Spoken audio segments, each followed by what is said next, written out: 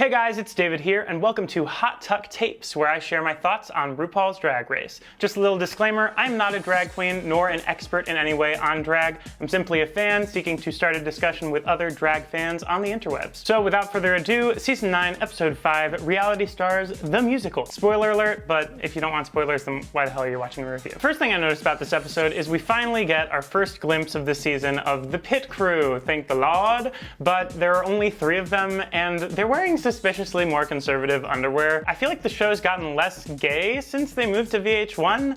I mean, during the commercial break, there was a KY His and Hers jelly ad right next to a Nasty Pig ad, and I'm not sure if that's what equality looks like. Discuss in the comments below. So then Ru announces the challenge, and it is Kardashians the Musical. A wonderful little bit of internet pandering for everyone who's watching. In general, throughout the episode, there was a lot of focus on Nina being salty about her casting in the challenge, and although I imagine she was quite disappointed, I know what it's like to not get the role that you want. They painted it in this particular storyline as a sort of villain conflict with Shea Coulee kind of thing. I must say, I live for her in Untucked. Once again, we have her sitting, lounging aside from the group on her little stool, and while all this drama is going on, literally turns around and is not facing the camera. I'm sorry, I don't know if y'all think she's being petty in this episode about her casting, but I live for her and I do not want them to paint her as a villain. A bit of dressing room conversation that I am so glad the editors did not cut out of this episode was their discussion of eating disorders in the gay community, in the drag community, especially when Shea Coulee revealed that she never thought she would even discuss this with other drag queens. That really struck a chord with me because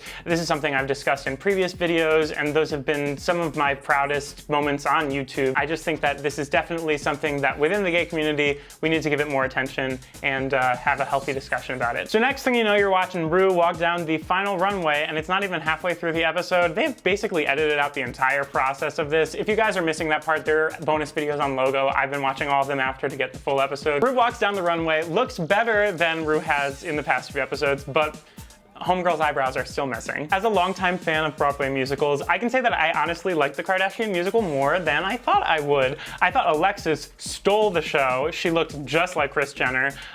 Shea's dancing was great, but I don't know why they didn't clock her on not knowing the words as well as she should have. Maybe the lyrics were just too fast, but I was watching the lips and I didn't see it matching up. Peppermint as Britney was another interesting casting choice. I agree with the judges that she did the most with the dancing, but what was that wig? It was giving me Beyonce at the Grammys circa 2009 when she was doing Alanis Morissette whipping that weave and it was all in her face. I just don't know what was going on. Are some of these wigs lent to the contestants by the show? Last week in Good Morning Bitches, I forgot to mention this in my review, but like none of those wigs actually belonged to the queens, right? The show must be like providing some of that. If that was in Peppermint's wig collection, wig repertoire, I don't know why it was. Where's Caitlyn in this Kardashian musical? I mean, I'm not necessarily mad that they didn't include her because Lord knows I don't agree with a lot of her opinions, but I'm wondering why they excluded the trans member of the Kardashian family from a show that focuses on gender non-binary culture. I would be curious to hear what discussions went on determining that because you know that it was probably up for debate and they chose not to include her. It's runway time. RuPaul says, "Slow down, why are you always rushing?" to Sasha Velour, and I am saying the same thing to the editors. Once again, we have a very abbreviated version of the runway, and this week I couldn't even find the full version on Logo, so where is that? The challenge was Faux Fur Challenge. I love Valentina's interpretation of this because not only did she have the faux fur, but there was also snakeskin, which it's kind of interesting play on like the faux animal garment, if you will. This is the second week that I'm wondering, what is Peppermint doing on the runway? I feel like she's so much better than this. If you watch Untucked, the lace front on her wig looks like an awning. I'm not sure, but like, please get it together because I like Peppermint. I just don't know what's going on the runway. Trinity was doing her best Kimura Black cosplay, so props to that, I guess. And Cynthia, although the judges didn't love her runway look, I will say that that was the one reveal that got a crowd reaction where I was watching the show. So even though it didn't reveal too much, the actual performance of the reveal, I will hand it to her. Cynthia knows how to showcase whatever she's wearing. The judges ate Shea Coulee's outfit up. I thought it was creative and but I think that for the challenge, Pheromone took it for me. I really enjoyed that bright colored faux fur. I think that really sells it as faux fur, and she was giving me some Poison Ivy realness. I liked the like dangling, fringy, metallic, whatever that was. I thought that this was probably the most put together look Pheromone has had thus far, so props to her, even though she sucked in the challenge. Also, the sheer amount of gifs that will result from her multiple crying moments on the show, especially the one where she just like can't take that they criticized her highlighter in Untucked. I live. With regard to Nina Bonina Brown on the runway, I thought her look was flawless.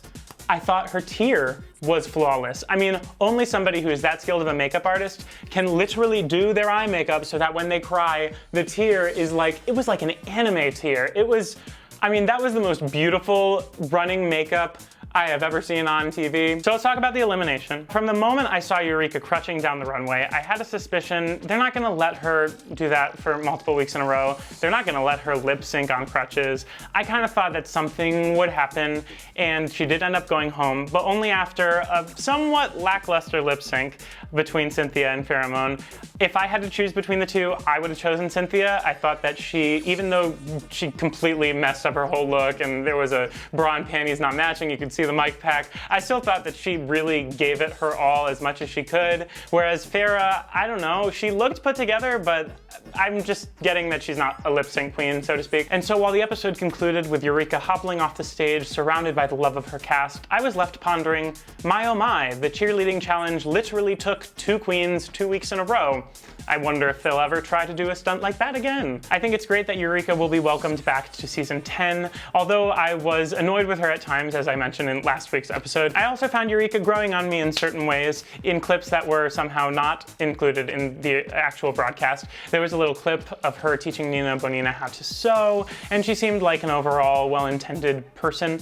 I think that it's great that she'll have time to work on her drag before next season, because, you know, everybody could use an extra year to work on drag before going to a competition. Her extra experience in the show now will help her see what's coming, and you know, high hopes for Eureka in season 10. But for now, adios. The cheer challenge just demolished everybody's bodies. A few honorable mentions. Shout out to Tadja Call. I always love when he is on RuPaul's Drag Race. And also shout out to Valentina coming out of her shell, especially in Untucked. I can see that as the weeks have gone on, she's become more confident, and she is definitely trying to snag as much screen time as possible. I'm not sure if she's aiming for Miss Congeniality or if she just likes the cameras being on her as much as possible. But I clocked her being very diplomatic, very outspoken, very helpful, and I think she's playing the long game here. Anyway, that concludes this week's Hot Tuck Tapes, but thank you guys so much for your support on last week's video. I loved chatting in the comments section there, and I hope to keep the conversation going in the comments below. So leave a comment letting me know what you thought of season 9, episode 5. And for those of you who have been following my own drag transformation into Davida Loca, part 2 is up, and it's actually my favorite part in the series. We talk about drag pageantry, how drag pageants are different from RuPaul's Drag Race, and any advice to those who are starting drag.